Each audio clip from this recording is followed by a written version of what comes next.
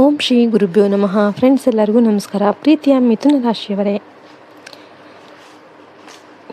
ಈ ಸಂದೇಶ ಇಂದು ನಿಮಗೆ ತಲುಪಿದೆ ಅಂದರೆ ಅದು ಖಂಡಿತ ಯಾದೃಚ್ಛಿಕವಲ್ಲ. ಇದು ನಿಮ್ಮ ಪುಣ್ಯ ಫಲದ ಸಂಕೇತ. ಏಪ್ರಿಲ್ 18, 19, 20 ಈ 3 ದಿನಗಳು ನಿಮ್ಮ ಜೀವನದಲ್ಲಿ ಅತ್ಯಂತ ವಿಶೇಷ ಹಾಗೂ ಸಂವೇದನಾಶೀಲ ಅವಧಿ ಆಗಿರುತ್ತೆ. ಈ ಸಮಯದಲ್ಲಿ ನೀವು ತೆಗೆದುಕೊಳ್ಳುವ ಪ್ರತಿಯೊಂದು ನಿರ್ಧಾರ ಕೂಡ ನಿಮ್ಮ ಭವಿಷ್ಯದ ಮೇಲೆ ದೊಡ್ಡ ಪ್ರಭಾವ ಬೀರಲಿದೆ. ಇನ್ನು ಪ್ರಸ್ತುತ ಗ್ರಹಗತಿಗಳ ಪ್ರಭಾವ. ಈ ಅವಧಿಯಲ್ಲಿ ರಾಹು ಮತ್ತು ಕೇತುಗಳ ಸಂಚಾರವು ನಿಮ್ಮ ಮನಸ್ಸಿನ ಮೇಲೆ ನೇರ ಪರಿಣಾಮ ಬೀರಲಿದೆ. ನೀವು ಎಷ್ಟೇ ಚುರುಕಾಗಿದ್ದರೂ ಈ ದಿನಗಳಲ್ಲಿ ಕಾರಣವಿಲ್ಲದ ಗೊಂದಲ ಮತ್ತು ಆತಂಕ ನಿಮ್ಮನ್ನು ಕಾಡಬಹುದು. ಆದ್ದರಿಂದ ಯಾವುದೇ ಹೆಜ್ಜೆ ಇಡುವ ಮೊದಲು 2 ಬಾರಿ ಯೋಚನೆ ಮಾಡೋದು ಉತ್ತಮವಾಗಿರುತ್ತೆ. ನೀವು ದೂರ ಇರಬೇಕಾದ 4 ಪ್ರಮುಖ ವಿಷಯಗಳು. ನಕಾರಾತ್ಮಕ ವ್ಯಕ್ತಿಗಳು. ಸದಾ ಅಳುವು, ದೂರು, ನೆಗೆಟಿವ್ ಈ ಥರ ಮಾತುಗಳನ್ನೇ ಆಡುವವರಿಂದ ದೂರ ಇರಿ. ಅವರ ಮಾತುಗಳು ನಿಮ್ಮ ಆತ್ಮವಿಶ್ವಾಸವನ್ನು ಕುಗ್ಗಿಸಬಹುದು. ನಿಮ್ಮನ್ನು ಪ್ರೋತ್ಸಾಹ ಯಾರು ಮಾಡ್ತಾರೋ ಅವ್ರ ಜೊತೆ ಮಾತ್ರ ಸಮಯವನ್ನು ಕಳೀರಿ. ಇನ್ನು ಜಲ ಪ್ರದೇಶಗಳು, ನೀರಿಂದು, ನದಿ, ಕೆರೆ, ಸಮುದ್ರ ಅಥವಾ ಕಾಲುವೆಗಳ ಹತ್ತಿರ ಹೋಗೋದನ್ನು ಈ 3 ದಿನಗಳ ತಪ್ಪಿಸಿ. ನೀರಿನ ಆಳ ಅಥವಾ ಸೆಳೆತದ ಬಗ್ಗೆ ಅಜಾಗ್ರತೆ ಏನಾದರೂ ವಹಿಸಿದರೆ ದೊಡ್ಡ ಅಪಾಯ ಅನ್ನೋದು ಎದುರಾಗಬಹುದು.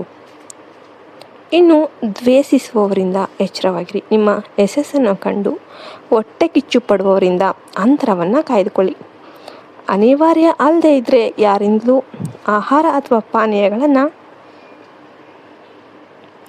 ಸ್ವೀಕರಿಸೋದಕ್ಕೆ ಹೋಗಬೇಡಿ. ಇನ್ನು ಚೌಕಿಗಳು, 4 ರಸ್ತೆ ಸೇರುವ ಒಂದು ಸ್ಥಳ ಏನಿದೆ ಆ ಸ್ಥಳ, ವಿಶೇಷವಾಗಿ ಮಧ್ಯಾಹ್ನ ಮತ್ತು ರಾತ್ರಿಯ ಸಮಯದಲ್ಲಿ ಜನರಿಲ್ಲದ 4 ರಸ್ತೆ ಸೇರುವ ಜಾಗಗಳಲ್ಲಿ ಸಂಚರಿಸಬೇಡಿ. ಅಲ್ಲಿ ನಕಾರಾತ್ಮಕ ಶಕ್ತಿಗಳ ಪ್ರಭಾವ ಹೆಚ್ಚಿರುತ್ತೆ ಅಂತ ನಮ್ಮ ಹಿರಿಯರ ಅನುಭವದ ಮಾತುಗಳು ಆಗಿದ್ವು. ಇನ್ನು ಇವೆಲ್ಲಕ್ಕೆ ಪರಿಹಾರ ಏನು ಆಗಬಾರ್ದಂದ್ರೆ ಏನು ಮಾಡಬಹುದು? ಈ ಸಮಯನ ಯಶಸ್ವಿಯಾಗಿ ಕಳೆಯೋದಕ್ಕೆ ಈ ಕೆಳಗಿನ ಕಾರ್ಯಗಳನ್ನು ಮಾಡಿ. ಶಿವನ ಆರಾಧನೆ, ಶಿವನ ದೇವಸ್ಥಾನಕ್ಕೆ ಭೇಟಿ ನೀಡಿ ಅಭಿಷೇಕ ಮಾಡೋದು ನಿಮಗೆ ರಕ್ಷಾ ಕವಚದಂತೆ ಕೆಲಸ ಮಾಡುತ್ತೆ.